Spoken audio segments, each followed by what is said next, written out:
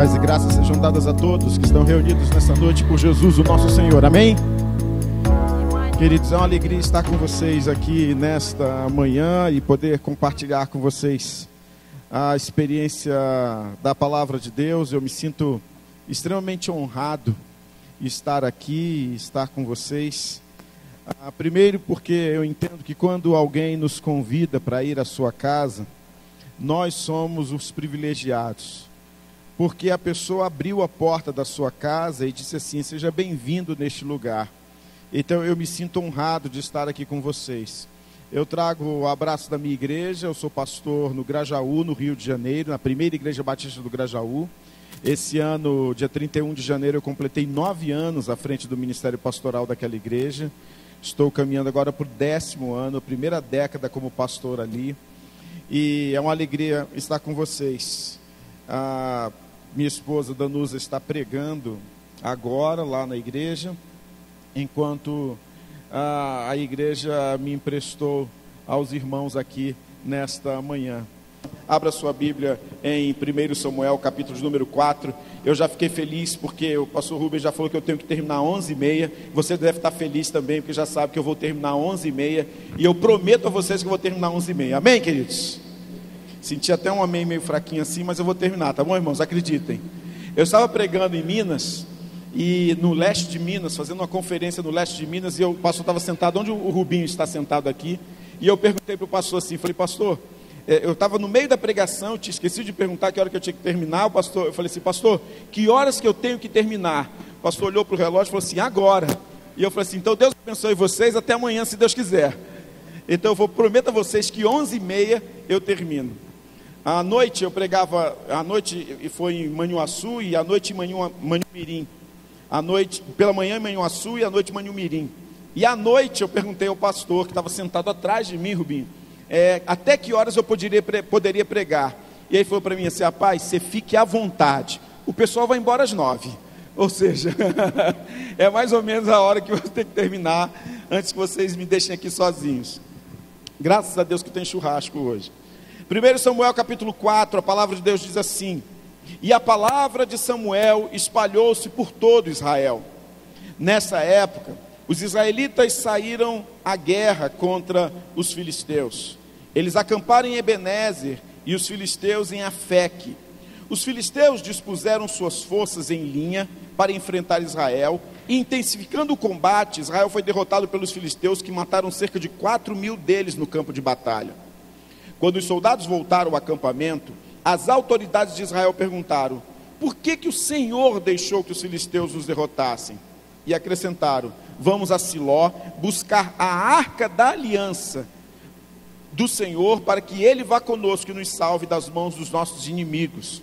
Então mandaram trazer de Siló a arca da aliança do Senhor dos exércitos, que tem o seu trono entre os querubins.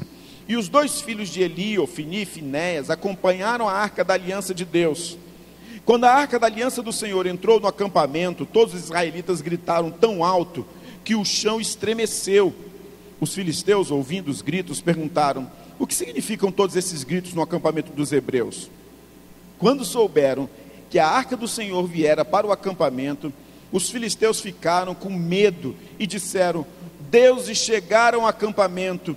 Ai de nós, nunca nos aconteceu uma coisa dessas. Ai de nós, quem nos livrará das mãos desses deuses poderosos? São os deuses que feriram os egípcios com toda a sorte de pragas no deserto. Sejam fortes, filisteus, sejam homens, ou vocês se tornarão escravos dos hebreus, assim como eles foram escravos de vocês. Sejam homens e lutem. Então os filisteus lutaram, e Israel foi derrotado outra vez. Cada homem fugiu para sua tenda. O massacre foi muito grande. Israel perdeu 30.000 homens de infantaria. A arca de Deus foi tomada, e os 2 filhos de Eli, Ofni e Finéias, morreram. Queremos aprender com a Bíblia acerca das batalhas da vida. Uma igreja é formada por gente. Igreja é formada por pessoas. Igreja não são números. Igreja não é um CPF. Igreja não é um cadastro. Igrejas são pessoas. São pessoas que todos os domingos ou todos os dias entram neste lugar, estão nas casas, reunidos. Igreja é uma comunidade. São pessoas que foram lavadas e remidas pelo sangue de Jesus.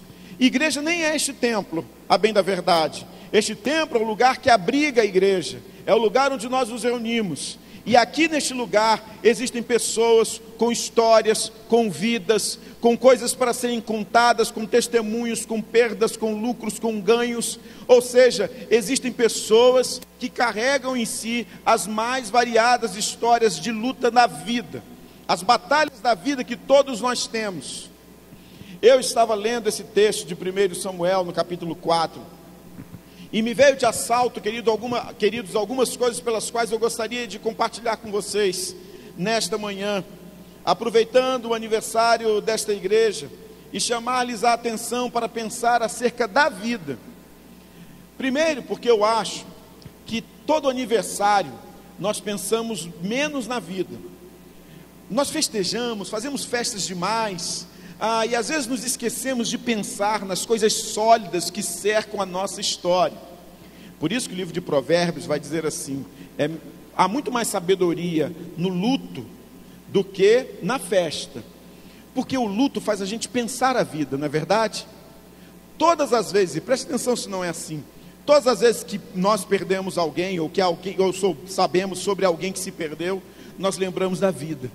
Às vezes pensamos assim: poxa, tão jovem, poxa, morreu tão rápido, poxa, a doença foi tão forte, foi tão direta, tão imponente, como a vida é fugaz. E às vezes nós pensamos logicamente de como a vida ela passa como um vapor, como diz o livro de Tiago. Nós sempre pensamos na vida quando pensamos no luto. Na festa não, a festa a gente sempre pensa na coisa mais divertida, na alegria, nos abraços, nos presentes, como comumente é a vida. Mas eu quero então aproveitar este dia, no aniversário de vocês, para conduzir vocês a pensarmos juntos na vida, a partir desse texto de 1 Samuel. Primeiro, deixa eu lembrar a vocês o contexto disso. Samuel havia recebido um chamado de Deus. Os filhos de Eli, o profeta, Ofni e Finéias, já eram sacerdotes conhecidos de uma história ali no meio do povo de Israel. No capítulo 1 já fala de Ofni e Finéias, no capítulo 2 já fala o desastre que era a vida de Ofni e Finéias. Então, nesse texto, o povo de Israel está acampado num lugar chamado Ebenezer. O povo filisteu está num lugar chamado Afeque, e o povo de Israel está num lugar chamado Ebenezer. O povo de Israel sai loucamente a lutar contra os filisteus, perdem a primeira batalha, chamam então a Arca da Aliança, que não estava entre eles. A Arca da Aliança é trazida por esses dois sacerdotes, Ofni e Finéias. O povo de Israel então, garantido na presença da arca, luta outra vez contra os filisteus e perde outra vez a batalha. É só que dessa vez, para piorar a coisa, a arca de Deus, que havia sido trazida de Siló para a região dos hebreus aqui em Ebenezer, ela agora foi levada pelos filisteus. Ela foi saqueada, ela foi tomada, ela foi roubada, ela foi tirada das mãos dos hebreus para mãos de pagãos. Olha que coisa absurda acontece aqui. Pois bem, Ofni e Finéias morrem nessa batalha. O povo de Israel perde mais 30 mil homens. Quando Eli, o sacerdote, o pai dos sacerdotes, sabe dessa notícia, ele cai para trás, ele quebra o pescoço, mas antes disso ele diz assim: Icabode, foi-se a glória do Senhor entre nós. Não havia quadro mais desolador, não havia quadro mais triste do que ver um sacerdote morto, os seus filhos mortos, a glória de Deus longe e a arca de Deus não mais presente. Imagine num quadro desse. Porque a vida, queridos, ela é muitas vezes assim. E é a partir desse texto, do capítulo 4, que eu quero compartilhar alguns princípios com vocês nessa manhã. Primeiro deles, a vida sempre nos lançará novos desafios, mesmo que estejamos num lugar que achamos seguro. A vida sempre nos lançará novos desafios, mesmo que achemos que estamos num lugar seguro. O povo de Israel estava em Ebenezer, cuja tradução da palavra é o Senhor nos ajudou. Os filisteus estavam em Afeque, lugar seguro. Os hebreus estavam no lugar chamado o Senhor ajuda. Mas mesmo assim, eles vão a uma batalha. Mesmo assim, surge uma batalha. E mesmo assim, eles perdem a batalha. A primeira coisa que aprendemos, queridos, é que a vida, ela sempre vai nos lançar novos desafios, mesmo que a gente ache que está num lugar extremamente seguro. Sabe aquele casamento que você acha que jamais iria ruir?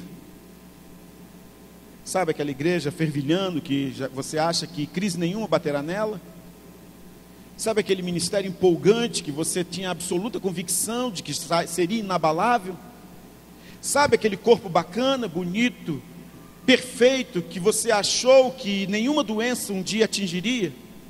Sabe aquela vida financeira robusta que você sempre teve e que você sempre achou que jamais lhe atingiria? Pois bem, um dia esse lugar seguro acabou. Um dia essa vida segura e tranquila passou. Um dia esse corpo sarado morreu. Um dia esse casamento tão legal e tão bacana, ele enfrentou as duras crises do matrimônio. É impressionante como nós não nos preparamos para as crises da vida. É impressionante como nós não nos preparamos para os dias difíceis da vida. É impressionante como que na lenda ou no conto da cigarra e da formiga, nós fazemos o papel da cigarra todos os dias, sem nos preparar para os dias difíceis que a vida muitas vezes nos proporciona. A vida, queridos, não é uma matemática, onde nós somamos 2 mais 2 vai dar 4. A vida não é assim. A vida, ela nos presenteia com momentos difíceis. A vida nos assalta com coisas inesperadas. Na vida acontecem coisas das quais nós não estávamos esperando. A vida muitas vezes faz exatamente isso conosco. O povo de Israel estava aqui em Ebenezer. Aqui o Senhor ajuda. Aqui não vamos ter problemas nenhum. Aqui não vamos ter batalhas perdidas. Aqui não vamos ter histórias mal contadas. Aqui só vamos ser felizes e felizes para sempre. Pois bem, no primeiro momento, um inimigo aparece do outro lado. No segundo momento, eles saem para brigar contra o inimigo. E no terceiro momento, milhares e milhares de pessoas são dizimadas por causa desta batalha. Comece a pensar um pouco na sua vida. Comece a pensar um pouco que a vida, ela pode muitas vezes surpreender você. Comece a pensar que a vida não é essa matemática da qual você pensa que juntar dinheiro vai fazer de você uma pessoa simplesmente rica. É por isso que é incompreensível um crente que esteja focado na sua vida em juntar coisas, em apenas pensar em juntar coisas.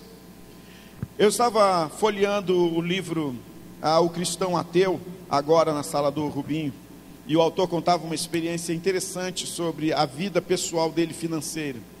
Ele dizia que desde que ele casou, desde muito jovem, ele pensou em guardar dinheiro para ter sempre uma vida muito tranquila.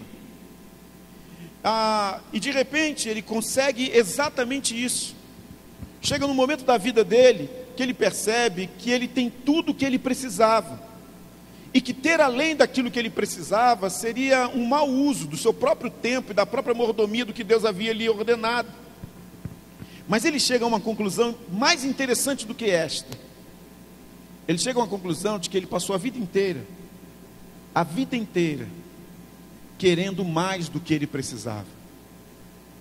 A vida inteira correndo atrás do que mais do que aquilo que ele necessitava.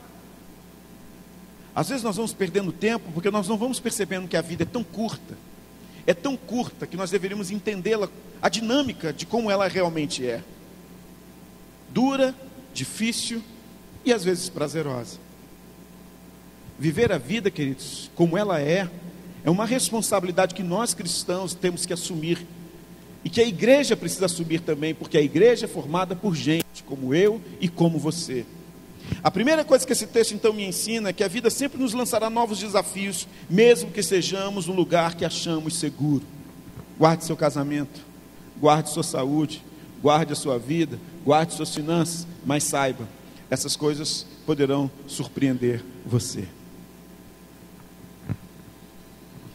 A segunda coisa que esse texto me ensina é que é loucura sair à batalha sem as melhores armas para lutar. Olha o que diz o texto. O texto de Israel diz que o povo vai à batalha contra os filisteus. No capítulo 13, no verso 19 do livro de 1 Samuel, no capítulo 13, no verso 19 de 1 Samuel, diz a palavra de Deus que os filisteus dominavam a arte das armas. Eles tinham o poderio bélico daquele tempo. Tanto é verdade que o filisteu mais famoso da história bíblica é Golias, que vai lutar contra o povo de Israel e contra Davi com um armamento bélico impensável para os judeus. Diz o texto, lá no capítulo 13, que os filisteus eram donos de todas as armas, que eles que afiavam as espadas. Os israelitas tinham que ir ao acampamento dos filisteus para amolar as suas enxadas, as suas armas do cultivo. Olha que coisa interessante. Diz o texto lá em 1 Samuel capítulo 13, que naquele momento, naquela época em que eles saem a uma batalha, só Saul e seu filho Jonatas é que possuíam espada. Mas mesmo assim o povo de Israel vai e luta contra os filisteus. Queridos, é impressionante também como nós não aprendemos essa lição no dia a dia da vida da gente.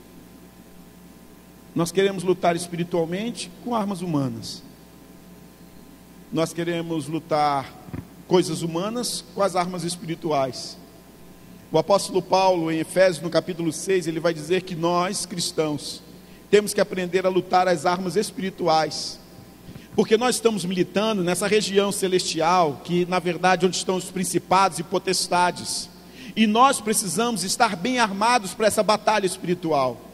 Você acha que você está bem armado espiritualmente só porque você vem a esta igreja?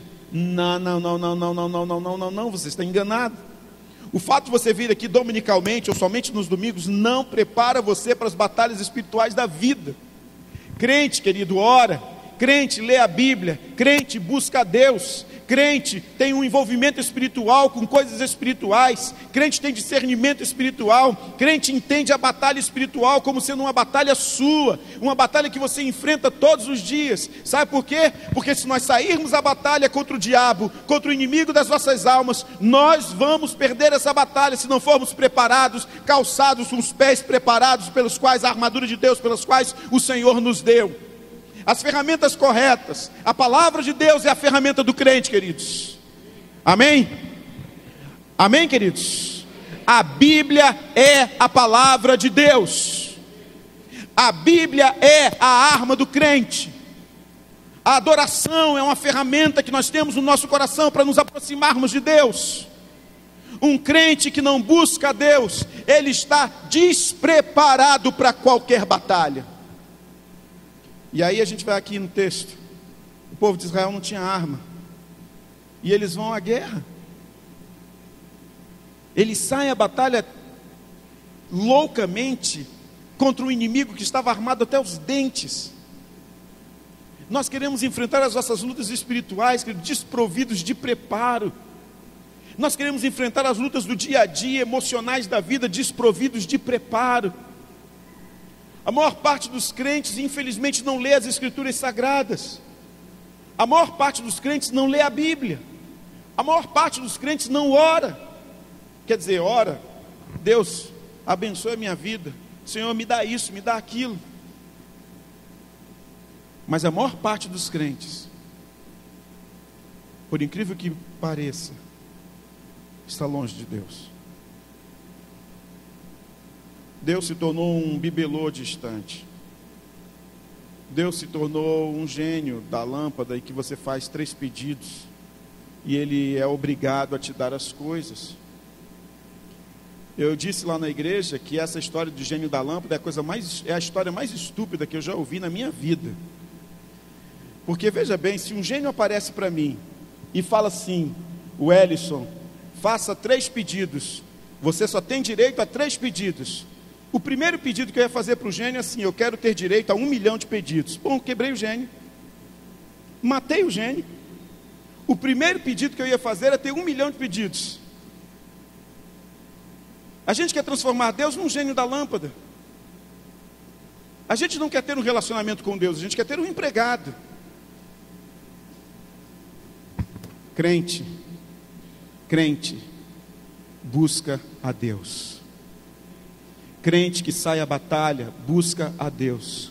Crente que quer guerrear precisa buscar a Deus, porque as ferramentas estão aqui neste livro sagrado. Amém, queridos? Use essa ferramenta para a glória de Deus e para a felicidade sua. Saia à batalha com as ferramentas ou com as armas certas para essa guerra. Terceira coisa que esse texto me ensina, queridos: é sempre mais fácil culpar a Deus pelas nossas derrotas do que a nós mesmos pelos nossos fracassos. É sempre mais fácil culpar a Deus pelas nossas derrotas do que a nós mesmos pelos nossos fracassos. O povo de Israel vai à batalha, o povo de Israel sai à guerra,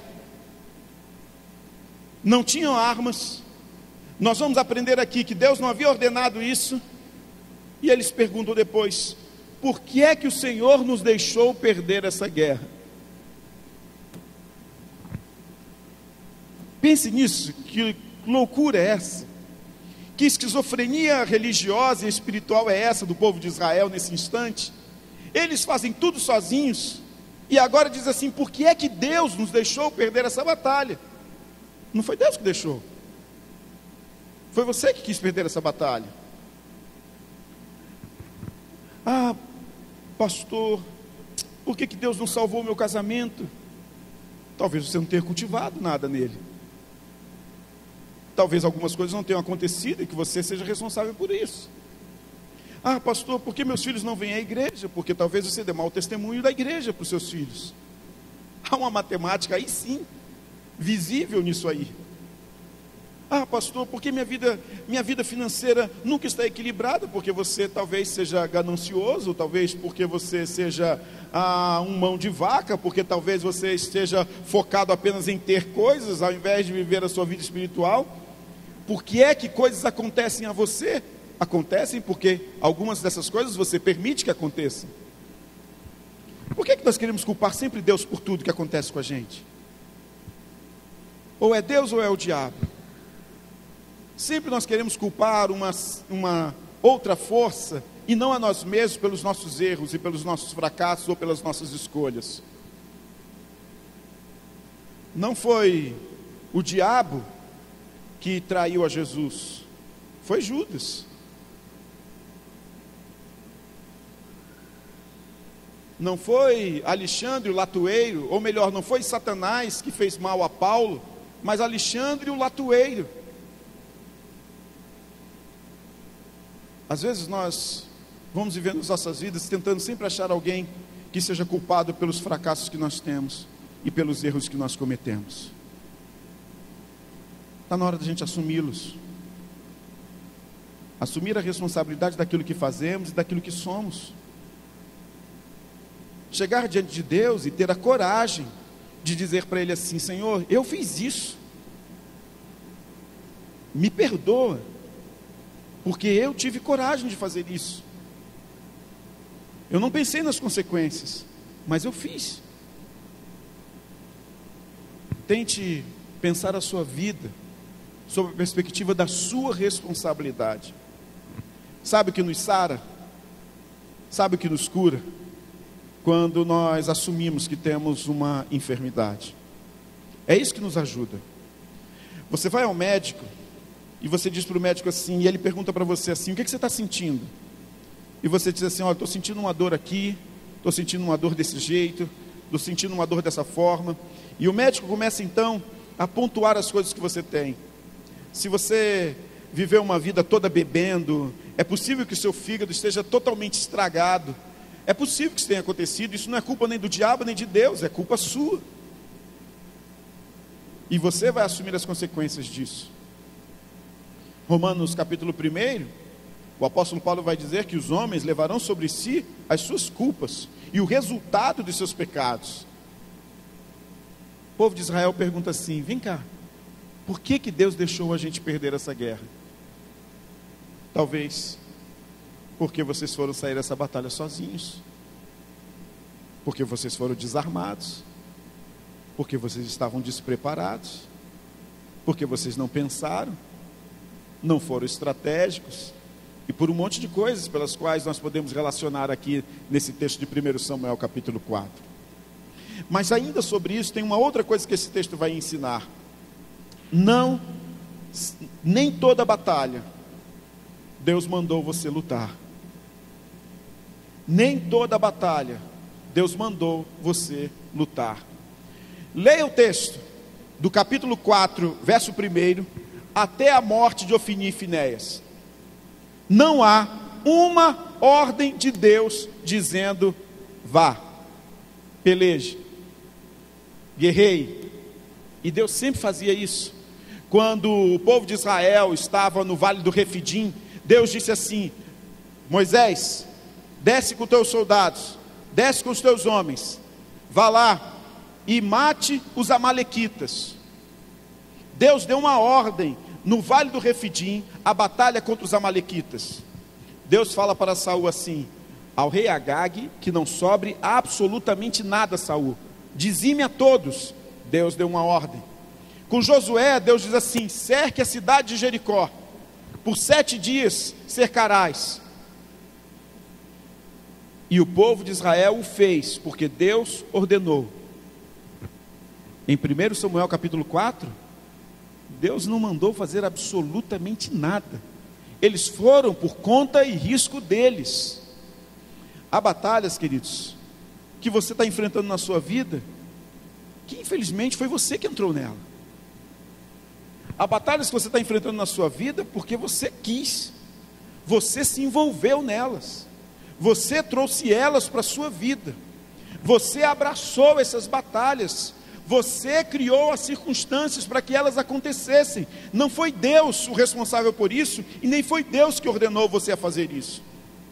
Eu aprendi algumas coisas sobre as portas que Deus abre, as portas que Deus fecha, as portas que o diabo abre e as portas que o diabo fecha, muito interessantes. Preste atenção nisso. Existem portas que Deus vai abrir, por isso, entre nelas. Existem portas que Deus vai fechar, não entre nelas, não arrombe essas portas, não entre porque você quer, se Deus as fechou. Existem portas que o diabo abre, não entre nelas. E existem portas que o diabo fecha, arrombe elas. Entenda bem. Existem portas que Deus vai abrir para você, entre alegremente nelas. Existem portas que Deus vai fechar para você, não arrombe essas portas, nem entre por sua conta e risco. Existem portas que o diabo vai abrir para você, não entre nelas. E existem portas que o diabo fechará para você, arrombe elas. Mas não vá onde Deus não mandou. Não vá onde Deus não mandou. Por isso que a experiência de Gideão foi uma experiência interessante, lá em Juízes, no capítulo número 6, 7 e 8. Deus chega para Gideão e fala assim: Gideão, primeiro a história de Gideão é uma história fantástica, porque o povo estava sofrendo por 7 anos nas mãos dos midianitas. Os midianitas entravam nas terras dos hebreus, pegavam tudo que era deles e deixaram os hebreus com fome. E Deus então aparece a Gideão e diz assim: Gideão, você vai livrar o povo das mãos dos midianitas. Gideão pergunta para Deus a primeira vez: mas eu sou o menorzinho da minha tribo, que já é uma tribo pequenininha, não pode ser eu, você está enganado. Mas se for eu, Senhor, me dá um sinal. Deus dá o primeiro sinal. Gideão fala assim: Senhor, eu não quero abusar de você, mas me dá um segundo sinal. E Deus dá o segundo sinal a Gideão, ali no capítulo 6 do livro de Juízes. Gideão, já constrangido, achando que estava abusando da paciência de Deus, fala assim: Senhor, mas eu não quero perturbar você, mas assim, se puder, me dá só um terceiro sinalzinho, só aquela coisa assim, vamos lá, vamos fechar a história, vamos fechar a conta aqui e eu assino o contrato. E Deus dá o terceiro sinal. E aí vem a coisa mais interessante da história de Gideão, porque Deus diz assim: Gideão, quantos homens você tem? Gideão faz as contas lá, entra lá no Prover, né, isso no cadastro lá do povo de Israel, digita lá o aplicativo, vê lá, vê, tem 30 mil pessoas. Deus fala assim: Gideão, vai com esse povo não. Se eu sou Gideão, eu ia falar para Deus assim: tá, eu vou com quem? E Deus fala assim: não, Gideão, vamos diminuir esse povo. Mas do outro lado tem gente à beça. E Deus provavelmente falou para Gideão, porque a gente faz uma leitura da Bíblia meio romantizada, a gente não consegue pensar o que aconteceu na hora, a crise de Gideão. Todas as vezes que eu leio a Bíblia, eu costumo pensar na crise que aconteceu naquele momento que não está escrito nesse livro. Abrindo parênteses, por exemplo, Moisés sobe ao monte. Chega no monte, quem fala com Moisés? Quem, gente, fala com Moisés?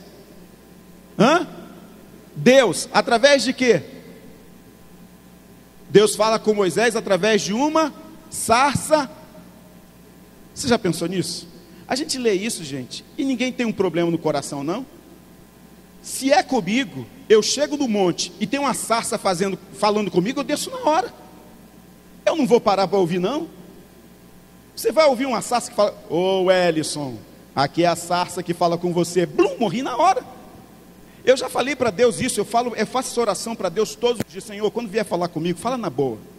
Vem naquele papo família, naquela conversa íntima, naquela coisa, estou aqui.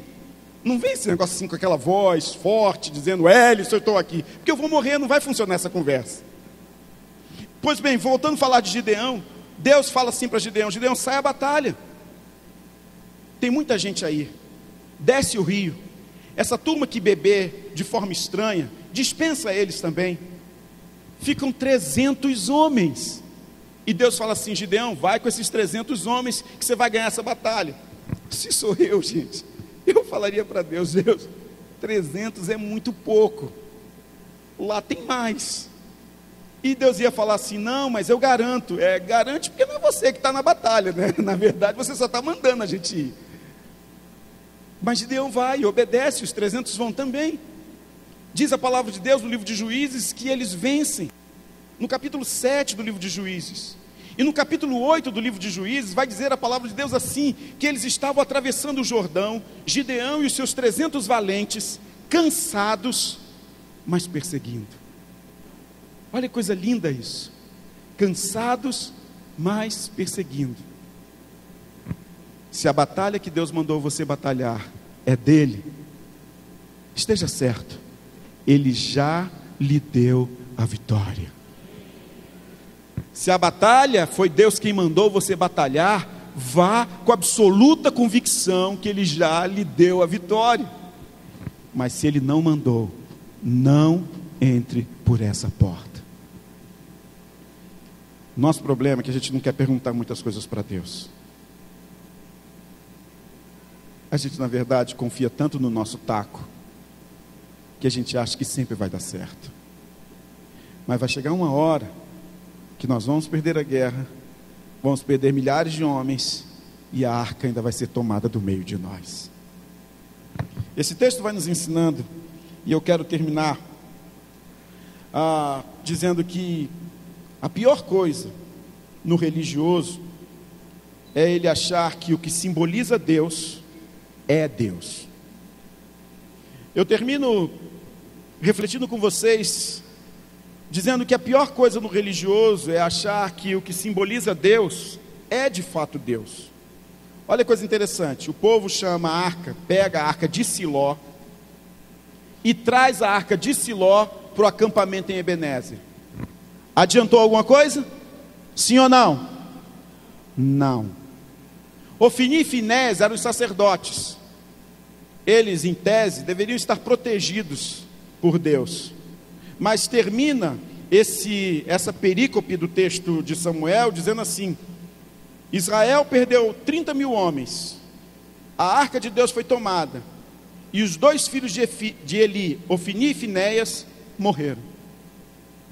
A presença da arca não garantiu a presença de Deus. A pior coisa no religioso é ele achar que as coisas que simbolizam Deus, de fato são Deus. Sabe, por isso que hoje o evangelho tem sido pulverizado com promessas que não têm a ver com Deus. Sabe, quando a pessoa diz que você vai a uma igreja para adquirir a rosa ungida, a lasca da cruz de Jesus, eu sempre fico pensando que essas coisas não são Deus. E eu fico pensando que, aliás, que lasca de cruz é essa, que nunca acaba, né? Isso tem 2000 anos que as pessoas recebem lasca da cruz de Jesus. Ou seja, se essa lasca ainda existe, quem carregou a cruz não foi Jesus, foi o Cristo Redentor, porque é uma cruz do tamanho do mundo. Mas as pessoas preferem acreditar nessas coisas. Quando Moisés desceu do monte, o povo estava adorando um bezerro de ouro. Parece que nós precisamos de coisas tangíveis, precisamos ver com os nossos olhos, para acreditar que Deus está entre nós e que Deus vai fazer coisas maravilhosas entre nós. Queridos, nós não precisamos enxergar com os nossos olhos físicos. Deus, quer queiramos ou não, Deus, ou melhor, quer acreditemos ou não, Deus já está no meio de nós. Deus já está entre nós. Você, pelo amor de Deus, não precisa abrir o Salmo 91 na sua casa, deixar na estante da sua sala, achando que vai tirar mal olhado, mal agouro. Isso não é coisa de crente, isso é coisa de macumbeiro. Ah, pastor, deixei aberto no Salmo 121 para espantar coisa ruim lá de casa. Gente, não tem a ver com crente, não tem a ver com a fé em Jesus. A palavra de Deus diz que o Senhor garante a nossa entrada e a nossa saída, queridos. Salmo 121 diz que Ele está com os olhos em nós. Por isso que Ele está pronto para garantir na nossa entrada e na nossa saída. É este Deus que nos conhece tão profundamente, tão intimamente, que está entre nós. O Salmo 139 vai dizer que o Senhor, Ele nos conhece tanto, que antes que a palavra venha à minha boca, o Senhor já sabe todas as coisas. É lógico que o Salmo 91 nos promete que 1000 cairão ao teu lado, 10.000 à tua direita, mas tu não serás atingido. Mas nós não precisamos do Salmo para nos proteger, porque Deus está falando dele, não do Salmo. Não é o Salmo que nos protege, é o Deus do Salmo que nos protege. Você consegue entender isso? O povo de Israel vai à batalha achando o seguinte: nós temos a arca, nós somos bacanas, a gente vai à igreja todo domingo, a gente acredita em algumas coisas legais, e estamos protegidos. Não é assim. Essa igreja que completa 21 anos, no dia do meu aniversário, 2 de março, eu tenho por hábito fazer aniversário todo ano, dia 2 de março. Estou ficando até enjoado disso já. Essa igreja que completa 21 anos, ela não está aqui por acaso. As batalhas que ela já enfrentou e enfrentará só confirmam que Deus está adiante dela. Você pense a vida à luz das Escrituras Sagradas. Crentes saudáveis, igreja saudável. Crentes vitoriosos, igreja vitoriosa.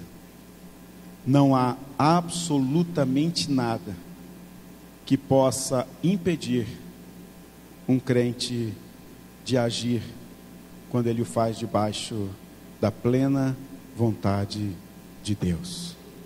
Paz e graça, em nome do Senhor Jesus. Amém, queridos?